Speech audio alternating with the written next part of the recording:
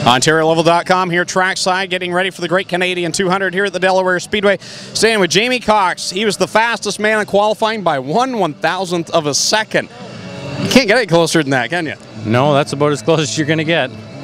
Now, you get the quick time, but unfortunately the invert puts you starting 6th, although it could have been a lot worse. You have to be happy still to at least be able to see the leader when the green flag drops. Yeah, for sure that's not as bad as it could have been. Like, it would have been nicer to have been a little farther forward, but it's a long race, and we'll see what we can do.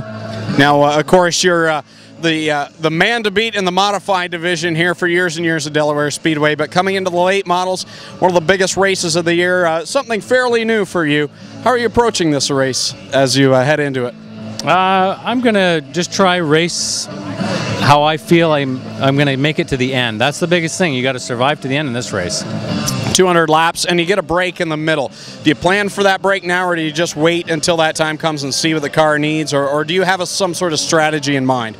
Oh, we've got a couple different scenarios what we're going to do, but it's going to depend on how the first part of the race plays out. Okay, now you behind the wheel of the APC ride this season, a lot of great supporters. Who would you like to thank for getting you behind the wheel? I got to thank Total Lubricants, Alan Stubbs Communications, of course APC and Total, and we've got a lot of good sponsors on here. London City Chrysler, Blue Streak, Moog. We got everybody that's on this car is the big supporter of it.